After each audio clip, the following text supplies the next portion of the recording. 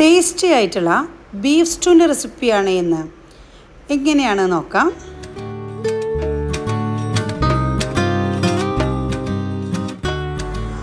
ആദ്യം തന്നെ ബീഫ് കഷ്ണങ്ങളാക്കി വേവിച്ചെടുക്കാം. കുറച്ച് ഉപ്പും വെള്ളവും ചേർത്ത് കുക്കറിലിട്ടൊന്ന് വേവിച്ച് മാറ്റി വയ്ക്കാം.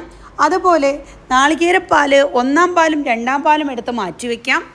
ഇനി ഒരു പാനിലേക്ക് വെളിച്ചെണ്ണ ഒഴിച്ച് ബേ ലീഫ്, ഏലക്ക, ഗ്രാമ്പു, പട്ട, ഇഞ്ചി, 1-2 അല്ലി വെളുത്തുള്ളി, പച്ചമുളക്, കറിവേപ്പില, സവാള, കുറച്ച് ഉപ്പ് കൂടി ചേർത്ത് നല്ലതുപോലെ ഒന്ന് വഴറ്റിയെടുക്കാം.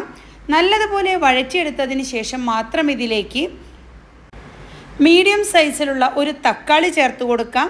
ഇനി ഇതിലേക്ക് എരിവിന് വേണ്ടിയിട്ട് കുരുമുളക് പൊടിയോ കുരുമുളക് ചതച്ചതോ ചേർത്ത് കൊടുക്കാം. ഉപ്പ് കൂടി ചേർത്ത് കൊടുക്കാം ആവശ്യമുണ്ടെങ്കിൽ. നല്ലതുപോലെ ഒന്ന് മിക്സ് ചെയ്തെടുക്കാം. അതിനുശേഷം ഇതിലേക്ക് ക്യൂബ്സാക്കി വെച്ചിരിക്കുന്ന ഉരുളക്കിഴങ്ങും അതുപോലെ ക്യാരറ്റും കൂടി ചേർത്ത് കൊടുക്കാം. കൂടെ തന്നെ വേവിച്ച് വെച്ചിരിക്കുന്ന ബീഫ് കൂടി ചേർത്ത് കൊടുക്കാം. ഇനി ഉരുളക്കിഴങ്ങും ക്യാരറ്റും ബീഫിൻ്റെ കൂടെ ഒന്ന് വേവിച്ചെടുത്താലും കുഴപ്പമില്ല. കൂടെ ഇതിലേക്ക് 2-ാം പാൽ ചേർത്ത് നല്ലതുപോലെ ഒന്ന് മിക്സ് ചെയ്ത് അടച്ച് വെച്ച് വേവിച്ചെടുക്കാം. ഉരുളക്കിഴങ്ങൊക്കെ വേവാൻ വേണ്ട ആ ഒരു സമയം മാത്രമേ ആവശ്യമുള്ളൂ. ബീഫ് ഓൾറെഡി വെന്ത് കഴിഞ്ഞതാണല്ലോ.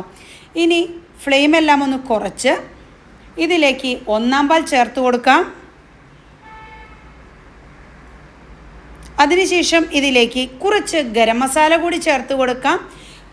കുരുമുളക് പൊടിയുടെ ആവശ്യമുണ്ടെങ്കിൽ, എരിവ് ആവശ്യമുണ്ടെങ്കിൽ കുറച്ച് കുരുമുളക് പൊടി കൂടി ചേർത്ത് കൊടുക്കാവുന്നതാണ്. ഈ ഒരു സമയത്ത് ഉപ്പ് ചേർത്ത് കൊടുക്കാവുന്നതാണ് ആവശ്യമുണ്ടെങ്കിൽ.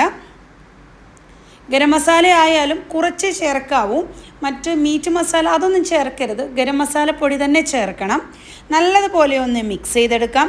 ഇനി കുറച്ച് കറിവേപ്പില ചേർത്ത് കൊടുക്കാം. നല്ലതുപോലെ ഒന്ന് മിക്സ് ചെയ്തെടുത്ത് വേണമെങ്കിൽ കുറച്ച് വെളിച്ചെണ്ണ ചേർത്ത് കൊടുക്കാം. നിർബന്ധമില്ല. ടേസ്റ്റി ആയിട്ടുള്ള ബീഫ് സ്റ്റൂ റെഡിയാണ്. അപ്പം, പൊറാട്ട, പുട്ട് എല്ലാത്തിൻ്റെ കൂടെ നല്ല കോംബോ ആണ് കേട്ടോ.